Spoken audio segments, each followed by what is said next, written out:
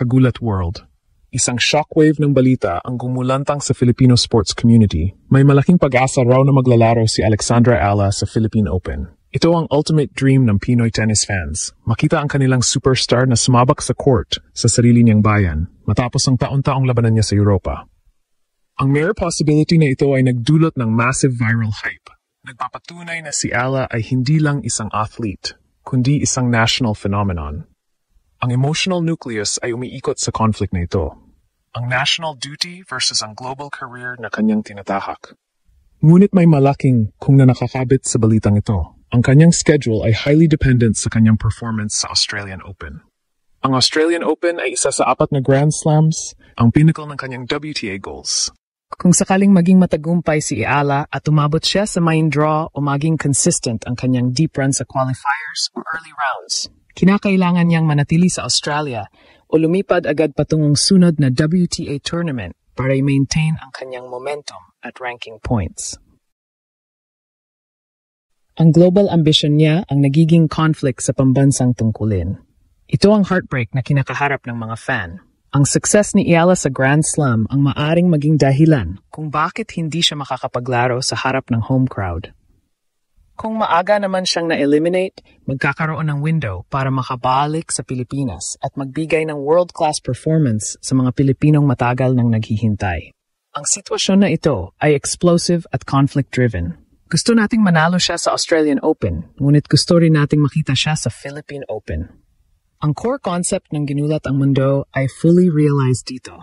Ang success niya sa global stage ay nagdudulot ng hope, ngunit ang scheduling conflict ay nagbibigay ng heart. Ang legacy ni Ala ay nakatayo sa pagitan ng dalawang mundo, ang international elite at ang pambansang pagmamahal. Ang suspense ay matindi. Ano kaya ang magiging final decision? Handa ba ang Pilipinas na tanggapin ang defeat sa home court kung success naman ang kapalit nito sa Grand Slam?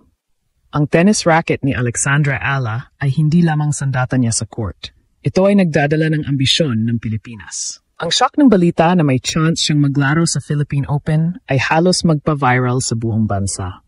Matagal nang naghihintay ang Pinoy fans na makita ang kanilang tennis queen na sumabak sa home court, magbigay ng world-class spectacle na magpapalakas sa grassroots tennis sa Pilipinas.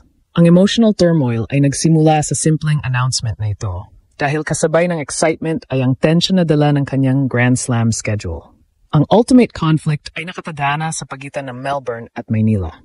Ang Australian Open na ginaganap sa simula ng taon ay ang unang major test ni Ala sa kanyang WTA goal. Bawat qualifying round at bawat main draw match ay critical para sa kanyang ranking at legacy.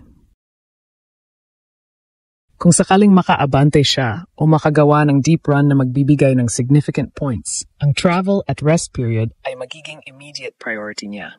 Dahil dito, ang window para mauwi at maglaro sa Philippine Open ay unti-unting sumasara.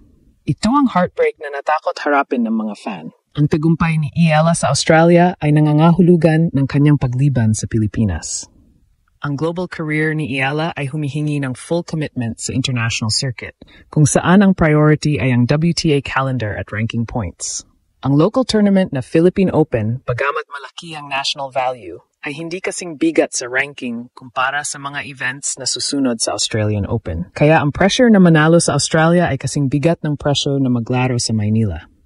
Ang sitwasyon na ito ay explosive at conflict-driven. Gusto ng mga Pilipino na makita siyang manalo sa international stage, ngunit mas gusto nilang yakapin siya sa home court. Ang dilemma ay nagpapakita ng maturity ng career ni Ala. Hindi na siya amateur na basta-basta na lang makakalaro kung saan niya gusto. Bawat desisyon ay strategic at nakaplano para sa kanyang ultimate WTA goal. Ang suspense ay matindi. Sa bawat news tungkol sa kanyang training at preparation para sa Australian Open, nagdarasal ang mga fans na sana'y may window pa ring magbukas para sa pambansang tungkulin. Ang emotional investment ay huge at ang final decision niya ang magtatakda kung saan nakatutok ang puso ng Pinoy tennis. Ang dilemma ni Alexandra Ala, ang Philippine Open versus Australian Open schedule, ay hindi lang usaping logistics. Ito ay narrative na sumasalamin sa growing pains ng isang world-class talent mula sa isang bansang uhaw sa global recognition.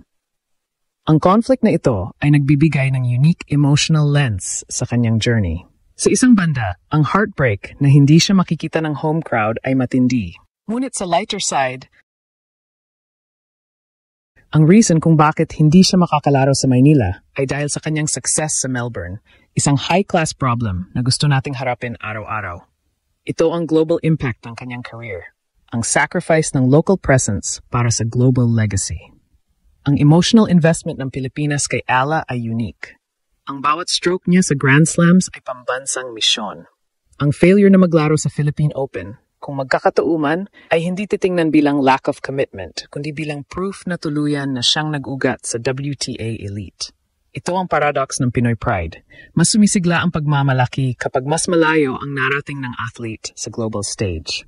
Ang legacy ni Ala ay itinatayo sa major tournaments at ang sacrifice na ito ay necessary para makamit ang Grand Slam's goals. Ang shock factor ay hindi lang nagmula sa balita ng Philippine Open, kundi sa katotohanang handa ang management ni Ala na i-consider ang possibility, kahit kaano kahirap ang schedule. Ito ay nagpapakita ng kanyang deep connection at unwavering commitment sa Filipino fans.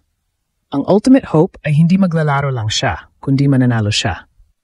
Kung sakaling makalaro siya, ang exposure na ibibigay niya sa Philippine Open ay priceless. Maghihikayat ng next generation ng mga tennis player at magpapaangat sa status ng tournament.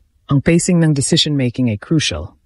Kailangang mag-focus si Ala sa Australian Open first, gamit ang lahat ng kanyang energy at mental fortitude. Ang legacy ay nakasalalay sa performance niya sa Grand Slam.